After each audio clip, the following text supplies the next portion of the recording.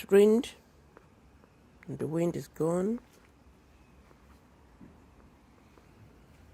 And the garden is still here.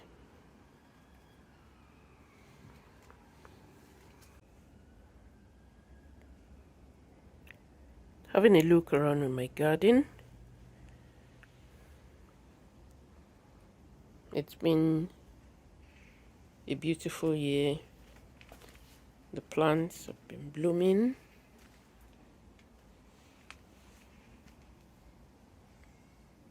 That's the forever sunflower. And look at the base. Beautiful African lily, also called agapanthus.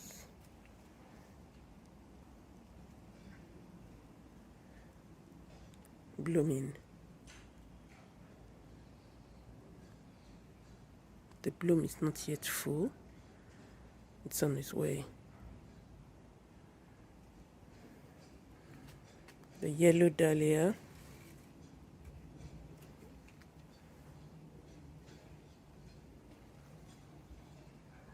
Packed it together with that blue cord so it doesn't fall all over the place because the stems are quite long.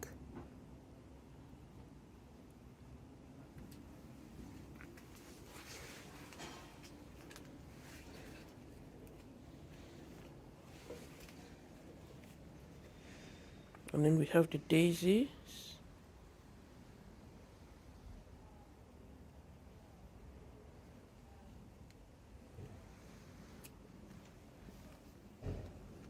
The irises have bloomed and gone.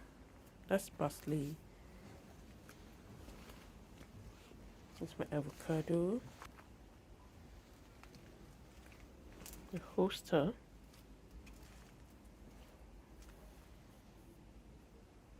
The chrysanthemums have bloomed and gone.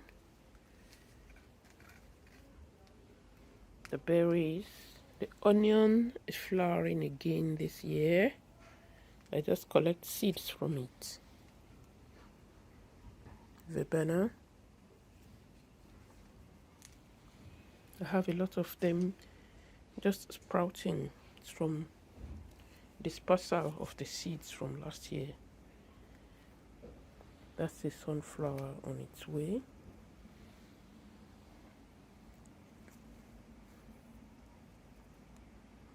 That's crocosmia.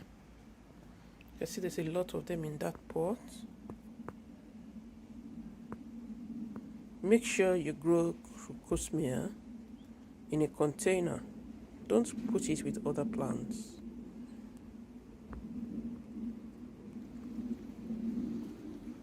This is my cherry tree.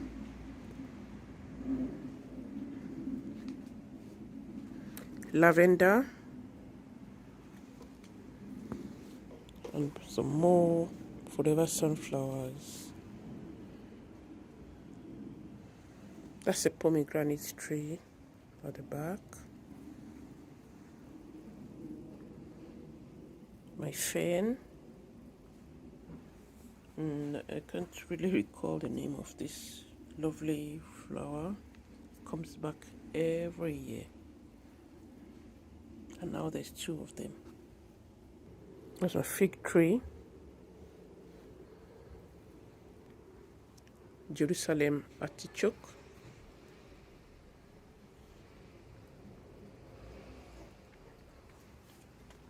And my tomatoes are up there. They're in flower. They're starting to fruit.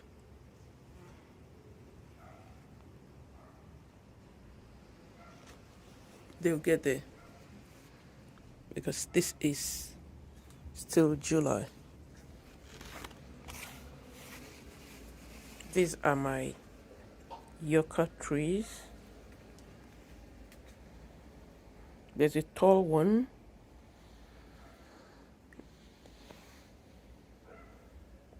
And there's a shorter one. that is called Ephedrine scent leaves. It's like a mint.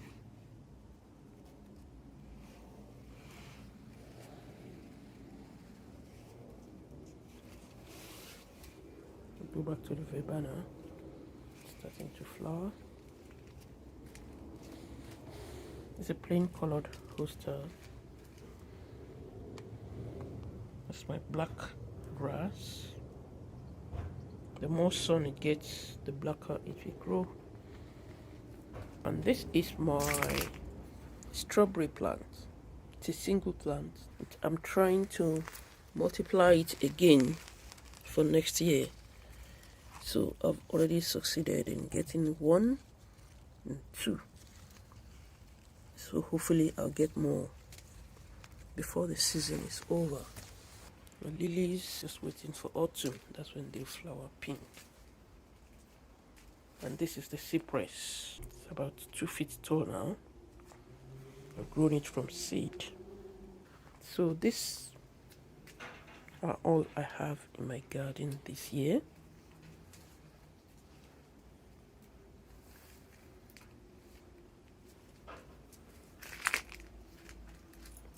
I hope you've enjoyed watching this. This is a rescued plant. My one actually gave up the ghost, and then I found one seeking to be rehomed. It's a very happy find. The tomato seed started to grow in there,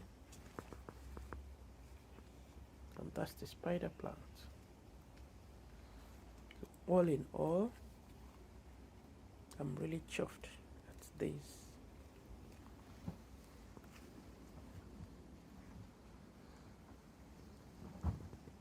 Blue Nile lilies. They're even taller than me, you can see. The names disappeared now.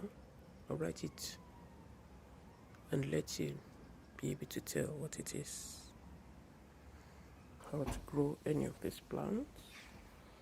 For example, if you are growing the hosta, make sure it's not tucked in among many plants, because the snails like to eat it. You don't want your hosta to have hundreds of holes in it and it's not lovely.